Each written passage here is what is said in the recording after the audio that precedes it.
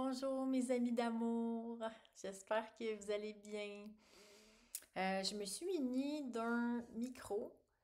Pour être honnête, live comme ça, je vois pas vraiment la différence, mais bon, c'est censé faire une différence lors de l'écoute. J'espère que ça va faire une différence, vous me direz.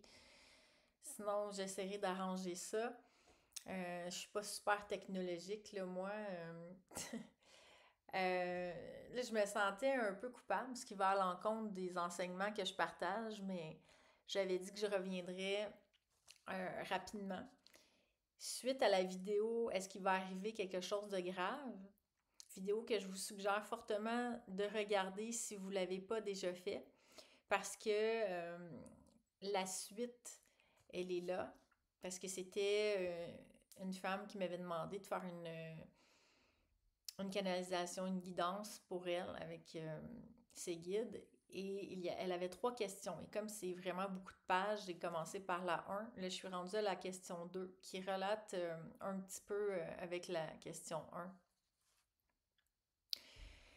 Et bon, c'est ça. J'avais dit que je reviendrais une semaine plus tard, chose qui n'a pas été faite. Et bon, c'est ça. Disons que j'aurais aimé revenir tel que je l'avais dit. Mais je vais pas me taper sur la tête parce que ça serait rentré dans le jeu de Lego. Alors, la question 2, c'était, ok, la question 1, c'était Myriam a toujours l'impression que quelque chose de grave va arriver. Elle ne sent plus aucune énergie de vie. Elle demande si elle est arrivée au bout de sa vie. Alors, bon, je fais comme si c'était à mon nom, la communication. Et vous avez la réponse dans est-ce que quelque chose de grave va arriver dans l'autre vidéo que vous pouvez trouver. Et la question 2, c'était elle aimerait que vous l'aidiez à faire partir une personne dans sa vie et des entités qui la drainent. Parce qu'elle avait l'impression qu'il y avait des entités qui la drainaient et sans son consentement et qui avaient de mauvaises intentions. Et elle veut dissoudre tous ces liens définitivement. Alors elle demandait au guide comment est-ce qu'elle peut faire ça et avoir de l'aide là-dedans. Ils ont répondu, la question 2 réfère à la question 1. Alors, je vous suggère d'aller voir la réponse à la question 1. Qui sont les ombres? Qui est cette personne qui semble te hanter? Qui sont ces êtres qui semblent te drainer? Si ce n'est que ta propre création et autorisation à subordonner tes propres pensées qui ont d'abord rendu le tout réel pour toi. Si on part du principe que on a donné notre autorisation et qu'on a créé ce qu'on voit devant nous, ça fait sens ici. Tu n'es pas une poussière dans le vent, tu n'es point un pantin, une poupée de papier. Car dans le monde, les corps sont de papier. C'est une métaphore pour dire qu'on est dans le monde, on est extrêmement fragile au niveau de la matière, du corps, mais non de l'esprit, évidemment. Notre réalité, c'est l'esprit. Alors, car dans le monde, les corps sont de papier expressément imagés de sorte d'être vulnérables. Et cette vulnérabilité profite à qui? À l'ego qui s'en nourrit pour sa survie. On sait que qu'est-ce qui mène à la création de ce monde, de l'illusion, c'est l'ego. Et lui, c'est sa seule façon d'exister. Il n'existe pas réellement, évidemment. Le film n'existe pas réellement, mais il y a une partie de notre esprit qui est conscient de cette illusion-là. Et lui, l'ego, ça lui profite qu'on se sente vulnérable et attaquable et fragile parce que c'est comme ça que nous, en se voyant ici, on perpétue des scénarios destructeurs et qu'on continue à à alimenter le film. Alors, à l'ego qui s'en nourrit pour sa survie, car tant que tu es vulnérable, blessable, tuable, un scénario peut apparaître où il a le premier rôle, l'ego. Et ce rôle, tu lui as offert sur un plateau d'or, bien sûr, si on réagit, si on écoute cet ego. Alors, on lui offre sur un plateau d'or le premier rôle. La vérité est qu'il n'y a aucun scénario, donc aucune vulnérabilité, et même l'ego est une illusion. Si tu te connectes au bon esprit, à ton esprit saint, tu saisiras combien il est facile d'être sans peur, d'être paisible, parce qu'en cela réside ta nature. Notre nature, c'est d'être paisible.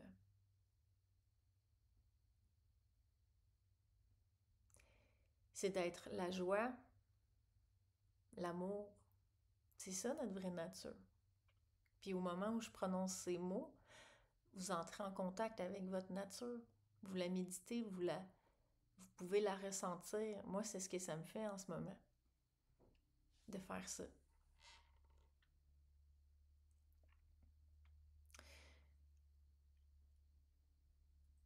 OK, donc, si tu te connectes au bon esprit, à ton esprit saint, tu saisiras combien il est facile d'être sans peur, d'être paisible, parce que qu'en cela réside ta nature. Il n'y a aucune autre vérité. Le comprends-tu? Tu es toute puissante, pas dans le sens ou la signification de ce monde perdu longtemps, pas dans le sens où tu n'as aucune, mais dans le sens où tu n'as aucune faiblesse, hein? Parce qu'on ne parle pas de la signification égotique et euh, c'est ça, je trouve pas le terme, mais on parle vraiment dans le sens qu'on n'a pas de faiblesse en réalité.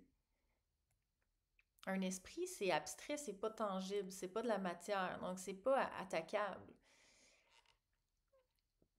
Puis même, je l'explique d'une façon matérielle aussi, là. C'est pas comme ça que je devrais l'expliquer. Mais un esprit, ce n'est pas attaquable. L'esprit de Dieu n'est pas atteignable. Il est atteignable par l'amour, la lumière, parce que c'est ce qu'il est. Mais rien d'autre de ce qu'il n'est pas ne peut l'atteindre. Et donc, nous atteindre en réalité. C'est pour ça que le film qu'on se fait ici, c'est une illusion. La clé est de sortir du monde.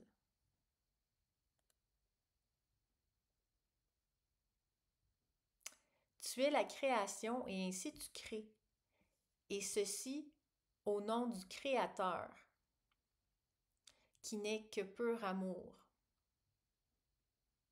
Lorsque nous disons que ce monde est perdu, nous comprenons le sursaut de certains de nos frères et sœurs.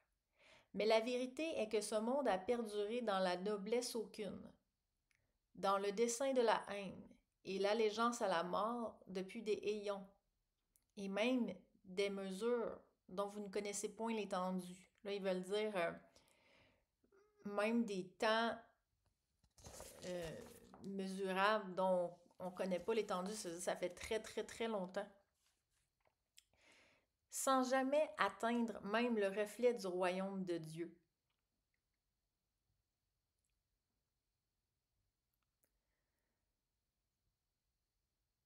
Sans jamais atteindre même le reflet du royaume de Dieu. C'est ça. Ça veut dire que ça peut même pas l'atteindre, puis ça peut même pas être comparable. C'est ce que je comprends, là. La clé n'est point de savoir maîtriser quoi que ce soit, puisqu'aucune maîtrise n'est besoin. La perfection est ton état, ta constitution, bien qu'aucune constitution n'existe. Ceci n'est qu'un synonyme pour imager vos propos afin de faciliter la compréhension. la clé n'est pas d'évoluer, car l'évolution n'est qu'une illusion. Et si tu observes bien et déposes ton ego un instant, tu constateras qu'avec l'histoire des mondes et des univers, qu'aucun d'eux n'a évolué.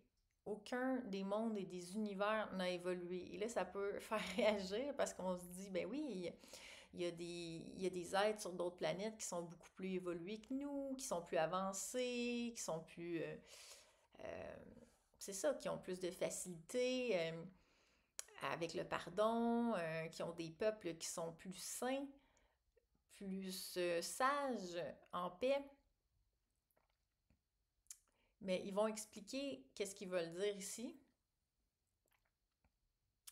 Si tu les observes adéquatement, tu vas observer qu'ils n'ont pas évolué. Ils ont toujours été pareils. Ils ont été seulement interchangés. Et les personnages de grands sages jouent également des meurtriers dans d'autres existences. Des mondes qui semblent meilleurs ont été détruits. Hein, on se rappelle, il y a des mondes que, bon, sur la planète et tout ça, on avait des mondes un monde extrêmement évolué, euh, des êtres bons, puis finalement, ça s'est reviré de bord. Comment c'est possible? Si tu es dans une évolution, puis tu as atteint un niveau, tu peux pas reculer, là. Alors pourquoi c'est possible, cette destruction-là soudaine? Je ne sais pas si vous me suivez, mais quand, dans ma tête à moi, si on évoluait vraiment, puis on atteignait un certain degré, à ce moment-là, euh, la lumière prime et la noirceur, elle ne peut pas vraiment rentrer, ou à tout le moins pas autant, pas au point de décimer un peuple entier.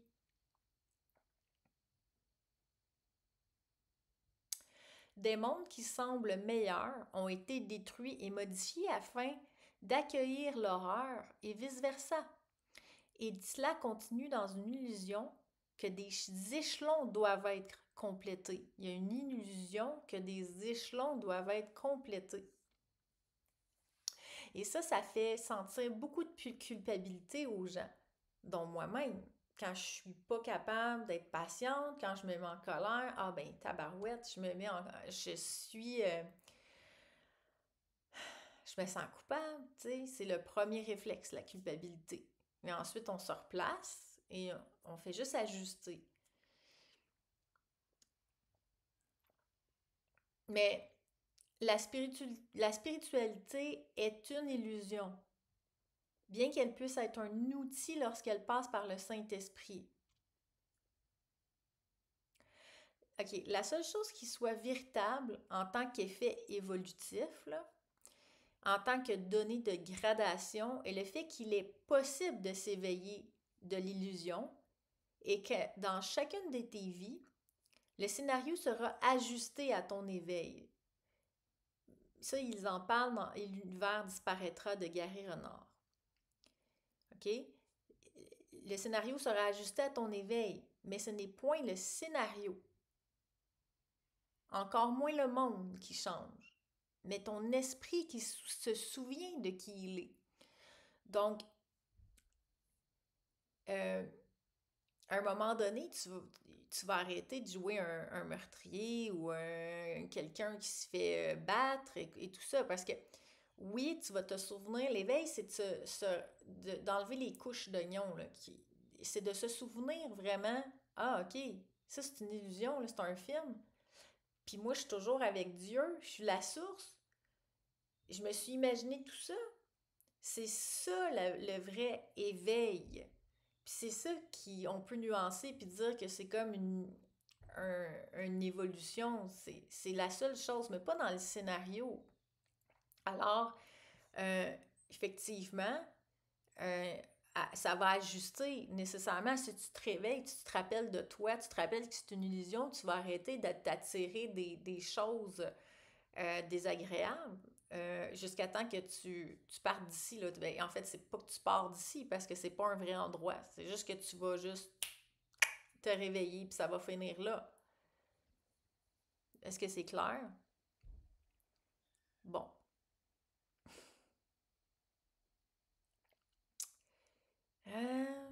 OK.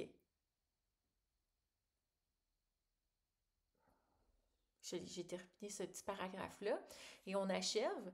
La vérité est un état absolu et éternel d'amour et de paix. Tout le reste n'est qu'une illusion qui sert à garder les avatars, nos personnages, connectés à la diffusion dans laquelle ils jouent des protagonistes ayant donné leur allégeance à l'antithèse de Dieu. Les avatars, nos personnages, OK, cette illusion-là, elle sert à nous garder dans l'illusion que nous créons l'illusion, c'est un gros cercle vicieux. Puis, on joue des personnages des protagonistes ayant donné leur allégeance à l'antithèse de Dieu, parce que tout ce qui est contraire à qui on est vraiment, à la source, donc l'amour, la paix, la joie, et de se savoir invulnérable, bien, c'est donner l'allégeance à ce qui est contraire à Dieu, à notre essence. Mais là, je suis pas en train de dire que c'est mal. Je suis pas en train de dire qu'il faut être puni pour ça, là. C'est juste de prendre conscience, hey, c'est vrai. Quand je fais un drame de plein de situations, je suis en train d'accorder mon intérêt et ma croyance en ça, alors que moi, ma vérité, c'est la paix, c'est la joie, c'est l'amour.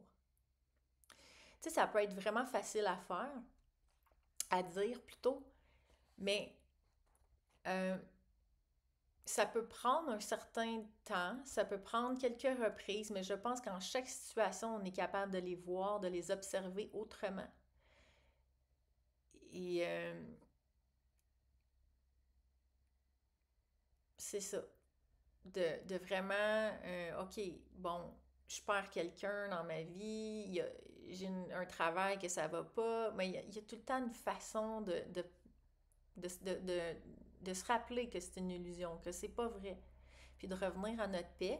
Puis oui, ben on n'a pas le choix, on est dans le film, alors on peut faire d'autres choix qui vont nous alléger, mais le plus gros travail se fait à l'intérieur, dans notre esprit.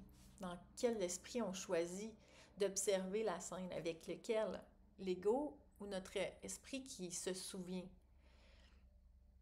Alors c'est tout. Voilà, ça c'est la question 2. La question 3, et là je ne ferai pas de promesses cette fois-ci parce que je n'aime pas faire des promesses que je ne peux pas tenir. Je vais essayer de revenir le plus rapidement possible. En plus, j'adore faire ça. Question 3, ça va être... c'était quoi donc? La question 3, c'est... elle demande si avec le temps qui lui reste, parce qu'elle avait l'impression qu'il lui restait pas beaucoup de temps sur Terre. Quelle mission précise doit-elle accomplir pour apporter le plus grand bien aux animaux? Parce que pour elle, les animaux, c'est d'une importance capitale, pour moi comme pour moi. Et elle est végane aussi, donc elle ne consomme aucun animal et aucun produit animal. Puis elle se demande, est-ce que la raison de sa présence, est-ce que c'est sa raison de sa présence sur Terre d'aider les animaux? Mais ça parle à tout le monde, hein? Même si pour vous, les animaux, ça vous touche pas, ça parle de ce besoin-là d'avoir une mission, de cette impression qu'on n'est pas ici pour longtemps, tu sais, est-ce qu'on va être ici longtemps? Qu'est-ce qui va arriver? Qu'est-ce que je fais sur Terre? Ben, ça, ils vont toucher à cette question-là. Là, je vais vous laisser digérer cette deuxième partie. Si vous avez des questions que vous n'avez pas compris, n'hésitez pas à me le demander et vous pouvez partager aussi si vous jugez que ça vous a apaisé, que ça peut apaiser quelqu'un d'autre. Vous pouvez liker la vidéo aussi. Je vous embrasse et comme d'habitude, je vous envoie plein d'amour. À bientôt!